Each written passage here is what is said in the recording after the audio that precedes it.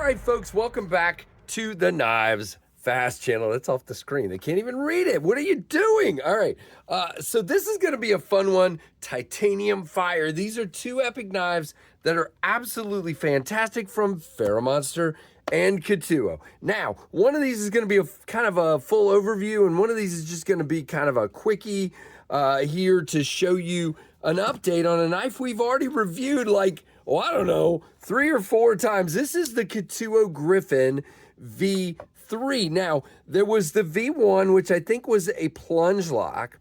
Then there was the V2, which was a top liner lock, but I think had that silly secondary lock, which I didn't care for. Now, this is the V3. I don't know what other changes are on this. By the way, we've also reviewed the Mini Griffin G10, we've reviewed the Mini Griffin, we've reviewed the Griffin G10, which, by the way, if you want a budget knife, Mini Griffin and Griffin G10, go now, do it.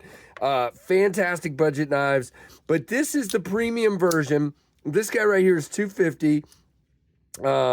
Very cool. We're going to go over the specs and stuff in a moment, but we're just going to give you a quick overview. Guys, this is incredibly smooth and good. It is very nice. Again, we have a top liner lock, if you will. It is an M390, by the way.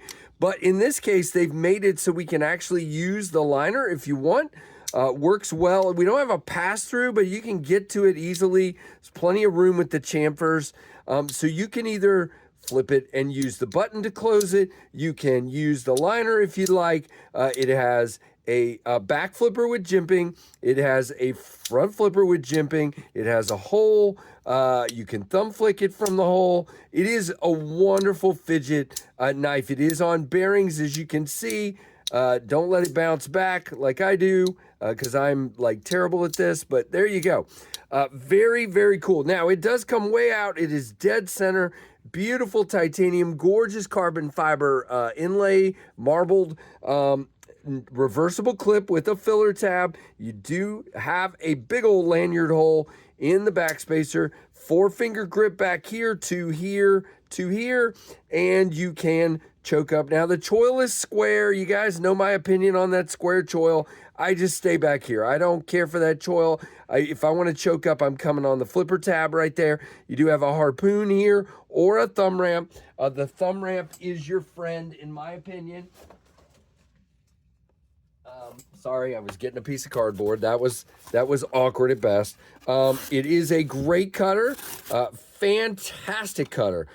Just a great knife overall. Now, the Griffin V3 is $250 for this version. There are 3 versions at $250, and there is a version at $350 that is like DLC, mirror, just all kinds of craziness. Now, I believe this one to be PVD in M390. Again, the inlay, just a fantastic knife. Now, if we're going to look at the specs here, we're going to have to get my computer to cooperate. It is, good Lord, it is 8.52 inches overall with a 3.55 inch blade length, but the cutting edge is just 3.12 because of this choil. Personally, in this full-size version, I'd rather just had the more blade, but that's me. You guys know I'm weird. It is 4.97 inches on the handle length. The blade thickness is 0.14, but again, plenty nice flat grind, plenty tall enough to give us a very good geometry at the edge. It is 4.7 ounces, designed by David Jin. And again, this particular version is $250, which I think is absolutely killer for this knife. It just is. You know what? We're going to wipe this because they're confusing me on there. I just want to see if I think this is actually PVD or if this is DLC. Guys, I think this is DLC.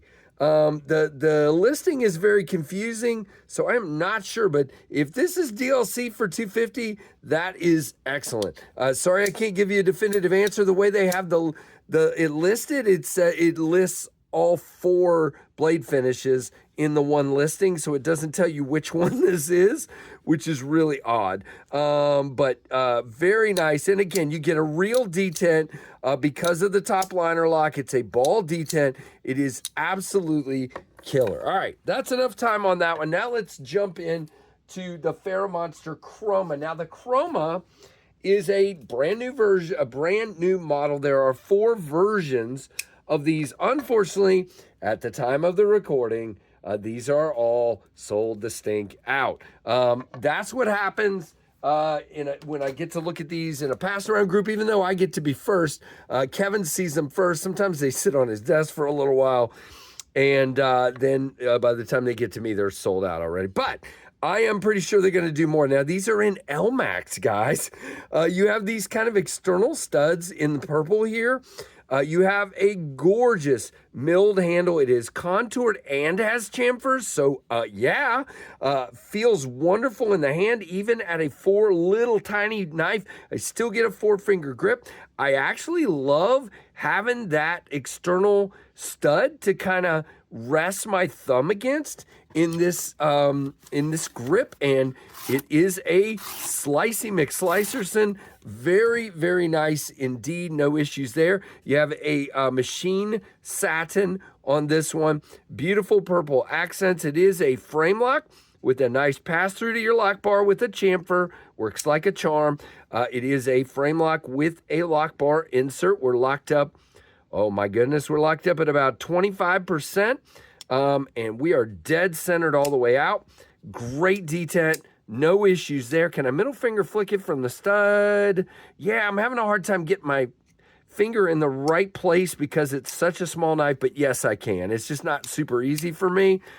When we're locked up, yeah, no issues whatsoever. Very nicely done. Again, very comfortable. Your clip is a, whatever the word is, a milled titanium clip. It is not reversible. There is no lanyard hole. Just a very beautiful but simple little knife. Now, you do have to kind of back your grip up a little bit to hit the studs, and it is small, but I am doing it by hanging onto the clip and hanging onto the back here and just flicking it out. It works really well. Tooled on one side.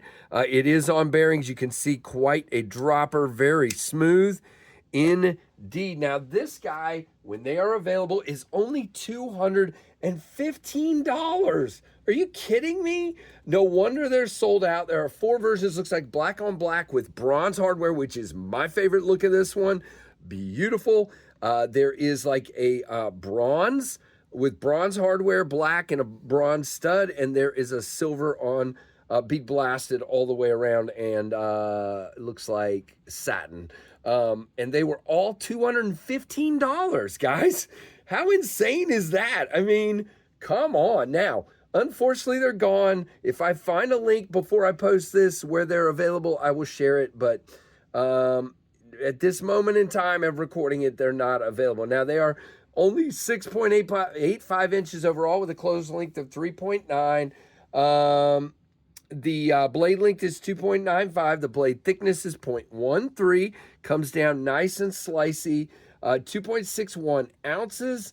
The handle thickness is 1/2 inch. Again, feels great. By the way, plenty of milling for weight reduction, which brings your weight to that 2.6. Hardness of the LMAX is 60 to 62. Hopefully it's at that higher end. It is on bearings and made by Ferramonster in China. Very stinking cool. Now, the Griffin is way bigger, okay? The Griffin is huge in comparison to the Ferramonster Chroma there. You can see here our Ontario Rat 1 is actually a little bit smaller than the Griffin. Our big old 8-inch Tempest Pinion is bigger than the Chroma and a little bit smaller than the Griffin. Our 7-inch Tempest Microburst is going to be about the same, a little bit longer than the Chroma, actually. And our Ontario Rat 2 is going to be right in that same with the small guys here, okay? So there you go, guys. That is our look at the Ferramonster Chroma and the Griffin V3 from Ketuo. What do you guys think? Let me know down below. Like, comment, subscribe, hit that notification bell to all. We'll give you a pretty blade here to finish this with. And thank you so much for watching the Knives Fast channel.